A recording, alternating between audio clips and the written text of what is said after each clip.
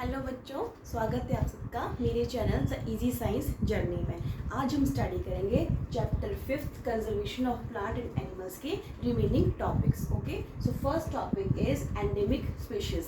Endemic species होती हैं बच्चों प्लांट्स एंड एनिमल्स की ऐसी स्पीशीज जो सिर्फ एक पर्टिकुलर एरिया में ही पाई जाती है। ठीक है, इसके अलावा किसी और एरिया में वो नेचुरली नेचुरल फॉर्म में नहीं होती। ओके, सो डिफाइन कैसे करेंगे? These are the species of animals and plants found only in a particular area and they are not found naturally anywhere else. Okay, मतलब जो नेचुरल फॉर्म में वो सिर्फ एक जगह पे मिलेंगी, इसके अलावा हम उनको बनावटी रूप से आर्टिफिशियली उनको कहीं ना कहीं रख सकते हैं, बट नेचुरल फॉर्म में वो सिर्फ एक जगह पे ही पाई जाती हैं। क्लियर? उनको बोलते हैं endemic species.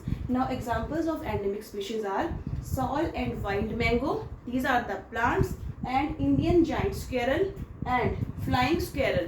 These are the animals. They are endemic to Pachmarhi biosphere reserve. मतलब ये जो प्लांट्स और एनिमल्स की वैरायटीज हैं ये सिर्फ पचमढ़ी बायोस्फीयर रिजर्व में ही पाई जाती हैं। Clear? So coming to the next topic, we have just studied endemic species. अब एंडेमिक तो क्लियर हो गया। Now what is species? जो नई टर्म है स्पीशीज, इसको अब डिस्कस करेंगे। ठीक है, तो species is a group of population that can interbreed and produce fertile offspring. Okay, species होती हैं बच्चों वो पॉपुलेशन, ठीक है, जो आपस में इंटरब्रीड कर सकती हैं। इंटरब्रीड का मतलब होता है reproduction, and then they can produce fertile offspring. Offspring मतलब babies. Okay, for example human beings, we all are human beings. अब ह्यूमन बींग जो है हमारा साइंटिफिक नेम है होमो सेपियंस। ठीक है, तो होमो सेपियंस में जो सेपियंस है वो हमारी स्पीशीज है। ठीक है, हम ह्यूमन बीइंग की जो स्पीशीज है दैट इज सेपियंस। ओके, तो you all know male and female partner they reproduce and produce babies, fertile offspring वो बनाते हैं। तो means that is the definition of species. Clear? which can interbreed and also produce fertile offspring. So I hope example से आपको ये clear हो गया होगा। नेक्स्ट टॉपिक जो है इस चैप्टर का that is wild life sanctuary. Okay, so 3 protected area हमने स्टडी किए थे, उनकी टॉपिक जो था उसको स्टडी किया था, biosphere reserve, wild life sanctuary and national park. तो फर्स्ट हमने कर लिया अच्छे से। अब आ जाइए सेकेंड टॉपिक पे, सेकेंड प्रोटेक्टेड एरिया पे, that is wild life sanctuary.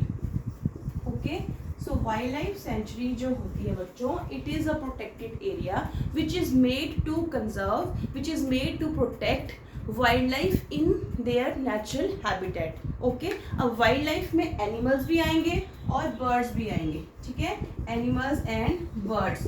Okay, सो इसमें क्या करते हैं, ऐसे प्रोटेक्टेड एरिया जहाँ पे एनिमल्स एंड बर्ड्स को स्पेशली प्रोटेक्ट करते हैं, कंजर्व करते हैं, कहाँ पे? उनके नेचुरल हैबिटेट में। अब नेचुरल हैबिटेट क्या होंगे उनके नेचुरल हैबिटेट होंगे जंगल, फॉरेस्ट। क्लियर?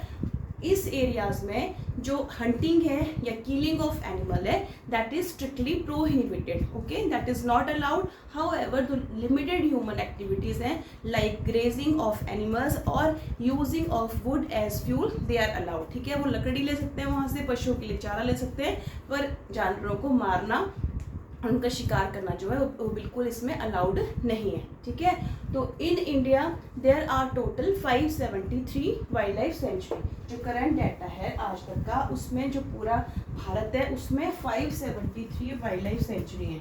ठीक है, now examples are very important. तो एग्जाम्पल हमने 2 स्टडी किए थे। कब? जब हमने बायोस्फीयर रिजर्व स्टडी किया था। कौन कौन से थे? बोरी and Pachmarhi wild life century. वो 2 एग्जाम्पल हमने कर लिए, अगर आप बच्चों को याद हो तो। ठीक है, एक और एग्जाम्पल ऐड कर लीजिए, Chilika lake bird sanctuary. Okay, Chilika lake bird sanctuary, और ये कहाँ पे बच्चों? ये है ओडिशा में। बोरी एंड पचमढ़ी थी कहाँ पे? मध्य प्रदेश में। और चिल्का लेक जो बर्ड सेंचुरी है that is situated in Odisha. Clear? So जो वाइल्ड लाइफ सेंचुरी हैं इनमें प्रोटेक्ट करते हैं स्पेशली जो थ्रेटेड एनिमल्स हैं, जिनकी सर्वाइवल को खतरा है, जैसे घड़ियाल हो गए, एलिफेंट हो गए, टाइगर्स हो गए, उन सबको। ठीक है, then come to the next topic that is difference between zoo and wild life sanctuary. अब आप बच्चों ने कभी ना कभी विजिट किया होगा किसी न किसी जू में विद फैमिली, और कई बार हम स्कूल से भी बच्चों का ट्रिप ऑर्गेनाइज करते हैं, ठीक है। जू एंड वाइल्ड लाइफ सेंचुरी, अब जू में भी आपने एनिमल्स देखे हैं, वाइल्ड लाइफ सेंचुरी में भी हमने फोकस किया किस पे, बर्ड्स एंड एनिमल्स पे ही। तो अब इन दोनों में क्या डिफरेंस है, तो let's study the difference in detail. जो जू है it is a artificial habitat of the wild animals, मतलब इसमें जो है ना हम आर्टिफिशियल रूप से, बनावटी रूप से एक एनवायरनमेंट प्रोवाइड करते हैं एनिमल्स को रहने के लिए, ठीक है, इसमें जू में। और wild life sanctuary as we have studied that is a natural habitat, वो अपने कुदरती जो उनका नेचर का हैबिटेट है उसमें वो रहते हैं वाइल्ड लाइफ सेंचुरी में। जो जू है इट हैज़ स्मॉलर एरिया, वो कुछ एक स्मॉल से एरिया में फैली होती है जू, ठीक है। और जो वाइल्ड लाइफ सेंचुरी है that is having a large area, इनका एरिया बड़ा होता है, ठीक है। एंड थर्ड वन जू का आ जाएगा point, the main purpose of making जू इज एग्जीबिशन एंड एजुकेशन, मतलब लोगों को बताना कि इस टाइप के एनिमल होते हैं और जो एनिमल होते हैं उनको उनकी एग्जीबिशन लगाना, मतलब उनको एक तरफ से प्रदर्शित करते हैं जू में।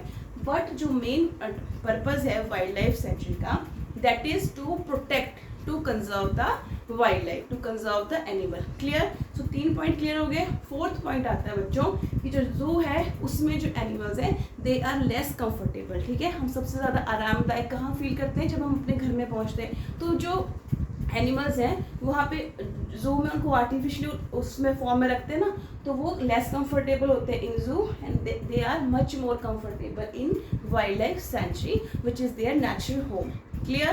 So this is the difference between zoo and wildlife sanctuary. Then come to the next topic, that is national park. Okay? Third जो प्रोटेक्टेड एरिया है हमारे सिलेबस में वो क्या है बच्चों, नेशनल पार्क, ठीक है। तो अब जो नेशनल पार्क है इसकी डेफिनेशन जब भी आप एग्जाम में लिखोगे आपने 4 चीज़ें ज़रूर से मेंशन करनी है। इनको जो बनाया गया है, इनका जो एस्टेब्लिशमेंट है that is use to protect plants, okay, animals, plants and animals तो है ही हैं, साथ में हिस्टोरिक ऑब्जेक्ट, ठीक है। कोई अगर ऐतिहासिक चीज़ है वहाँ पे उसको भी प्रोटेक्ट करना है इसमें नेशनल पार्क में, और साथ इसके हिस्टोरिक ऑब्जेक्ट के साथ जो वहाँ का लैंडस्केप है, जो वहाँ का हवा मिट्टी पानी है उन सब की प्रोटेक्शन करनी है, ठीक है। तो नेशनल पार्क को कैसे डिफाइन करेंगे, it is a protected area which is established to protect और to preserve plants, animals, historic objects and landscape. Clear? जो नेशनल पार्क है यहाँ पे कोई भी human activity, even a small human activity is not allowed. यहाँ पे human being को कुछ भी करने की परमिशन नहीं होती। कहाँ पे? नेशनल पार्क्स में, ठीक है। In India there are 106 national parks. जो करंट डाटा है उसमें पूरे के पूरे इंडिया में है टोटल 106 नेशनल पार्क। जो फर्स्ट नेशनल पार्क था बच्चों that was Jim Corbett national park. सबसे पहला जो इंडिया का नेशनल पार्क है that is Jim Corbett national park, और ये कहाँ पे सिचुएटेड है, ये है उत्तराखंड में, ठीक है। जो उत्तराखंड है वहाँ पे ये पार्क है। एक हमने और स्टडी किया था, कौन सा, सतपुड़ा नेशनल पार्क, वो कहाँ था, पचमढ़ी बायोस्फीयर रिजर्व के अंदर, ठीक है। और एक और नोट डाउन कर लीजिए दैट इज गिर नेशनल पार्क, गिर नेशनल पार्क, और ये है गुजरात के अंदर, okay. These are the examples of national park. You can give any example of your choice. 106 में से जो आप बच्चों को easy लगता है आप उसको दे सकते हो, 2-3 एग्जाम्पल ज़रूर से देने, ठीक है। Then come to the topic now. अब जो नेशनल पार्क है इनमें ह्यूमन एक्टिविटी अलाउड नहीं है, ठीक है। बट एक इसमें इम्पॉर्टेंट टर्म इस नेशनल पार्क में है that is endangered animals, okay, endangered animals. ये 1 मार्क्स में आपको क्वेश्चन आ सकते हैं। तो एंडेंजर्ड एनिमल्स होते हैं बच्चों ऐसे animals which whose number is decreasing day by day and they are facing a danger of extinction in near future.